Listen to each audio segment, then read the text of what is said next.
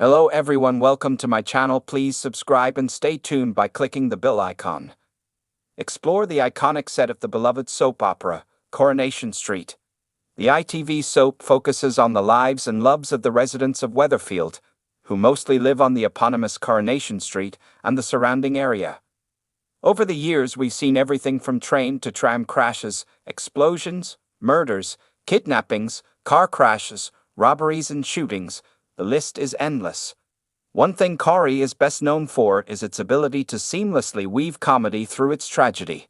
It should be no surprise to learn that there are plenty of fans out there who'd love the opportunity to visit Weatherfield for themselves, or perhaps even stop off for a pint in the Rovers. The question is, just where is the show filmed? Where is it set? And can the public visit? Where is Coronation Street filmed? For the last 10 years, Coronation Street has been filmed at the show's purpose-built production base in Trafford Park, Greater Manchester.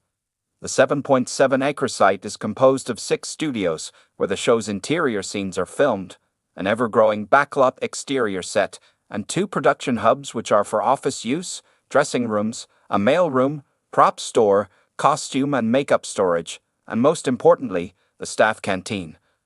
There's also a dedicated visitor experience. More on that later.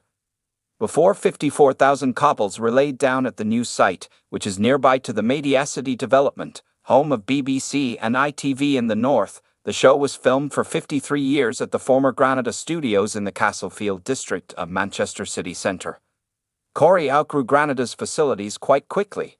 For the first 8 years on air, the entirety of it was filmed inside of their second smallest studio, including all exterior scenes.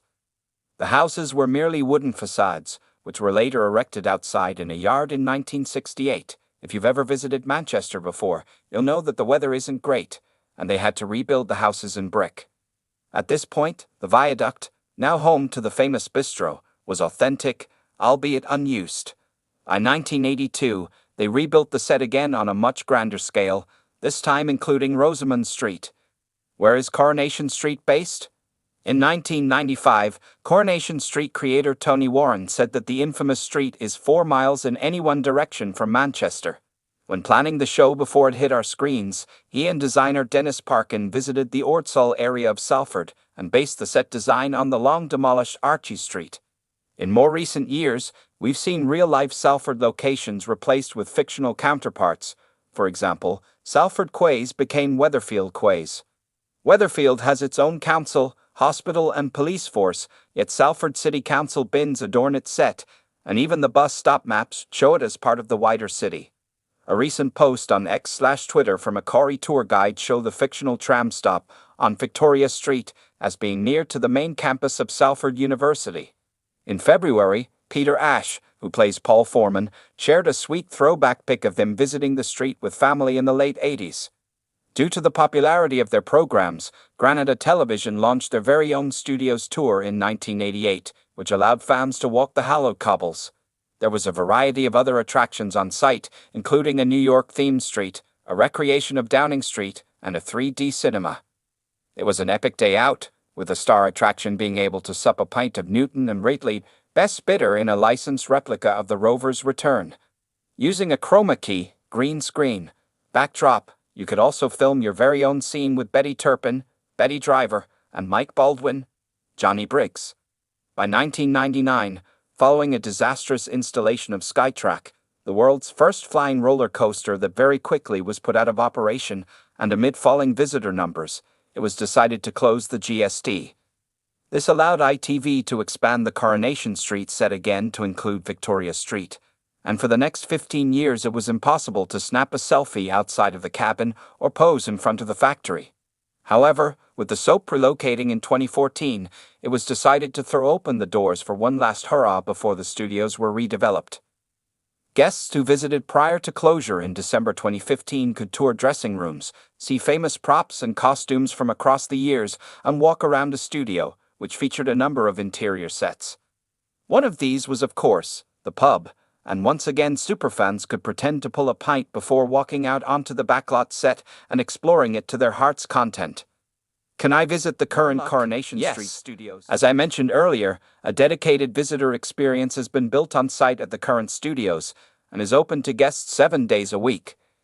Be warned though, there are 3 separate experiences which vary in price, and in what you can see on the day. It's also a completely different experience to the Granda Studios tour, so if you popped by in the 90s or 10 years ago, you might want to check it out again. Not only that, but last year the experience grew to include a cinema and exhibition. If you plan on having a nosy at the set on a weekday, you'll find that access to the backlot is off limits due to filming commitments. However, you can still watch a highlights reel of classic moments, plus marvel at old props and costumes from years gone by. There's also replicas of the Rover's Return, Roy's Rolls and 9 Coronation Street, home to the Dobbs family. Whilst no real beer will come out of the taps as you pretend to pull a pint, as the former duty manager of the experience, I can confirm that this is an avenue that operators Continuum Attractions have planned to explore for quite some time, so keep an eye out. Weekend visitors can expect all of the above, but this time see the entirety of the outdoor set. Don't expect to be able to free roam for the entirety of your 90-minute walk as you're guided in groups of up to 50 by an expert tour guide, and they really are blooming fabulous. You'll still get plenty of time for your pictures and to nosy through letterboxes though, and some extra minutes on Coronation Street itself. It should also be noted that the tours do not include access to the 6 interior studios, but some of the external buildings, such as Prima Donna, are actually used for filming and are open for visitors. Remember what I said about the Manchester rain.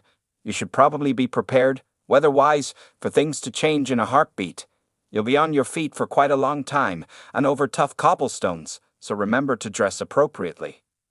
The final option, if you fancy adding a bit of showbiz sparkle to your weekends, are the Star Tours. You'll get the full works for £55, plus a short meet and greet at the end with one of the cast members, who will pose for a photo and sign an autograph. If you like the video, don't forget to like, comment and share.